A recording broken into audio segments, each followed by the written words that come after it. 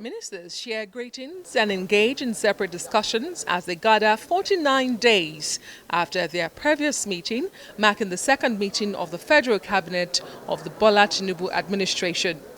The arrival of the President signifies the commencement of proceedings, but first, a formalization of the Cabinet's expansion with the swearing-in of 3 new ministers, taking the number of those in the Federal Executive Council from 45 to 48, setting a new record in the country's political history.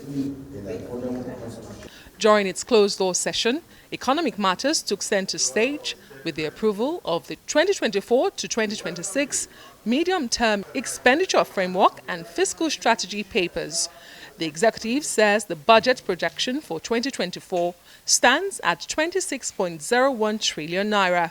We are assuming 73.96, oil production of 1.78 million barrels a day, exchange rate of 700, then the inflation of 21% and GDP growth rate of 3.76%.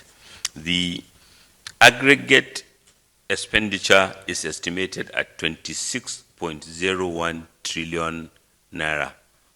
It was presented on the background of the commendable measures that have been taken since June in order to restore macroeconomic stability, particularly the deregulation of petroleum prices, which we will maintain.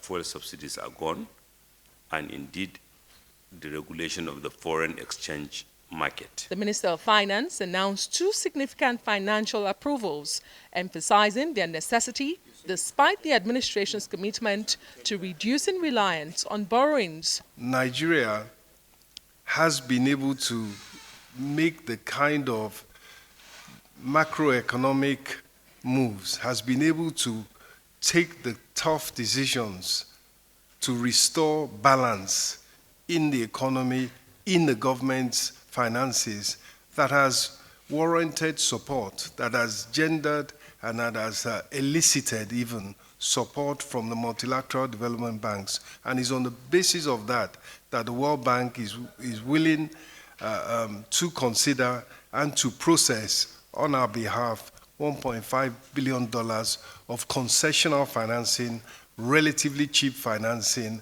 and financing that will be disbursed relatively quickly. Secondly, an $80 million financing from the African Development Bank was also approved by the Federal Executive Council.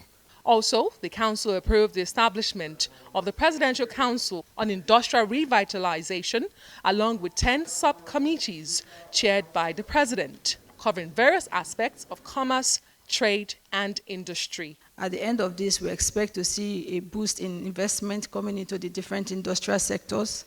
We see a boost in job creation and employment, and a general increase in our indices, especially our GDP growth rate, which we expect to be growing from 3.5, hopefully to 7%, and a GDP base of about 1 trillion, which is in line with Mr. President's vision. Additionally, a committee to review free trade zones was sanctioned to enhance their economic benefits. The Council also ratified an agreement between the government and labor unions, setting a 30-day timeline for implementation, a decision approved by the Federal Executive Council. President Bola Tinubu has authorized a shift in the Federal Executive Council meetings from Wednesdays to Monday with a new on-demand scheduling, a departure from the weekly meetings held by the Federal Cabinet, presided by him or the Vice President. From the Presidential Villa, Adesoa Omoruan, Arise News.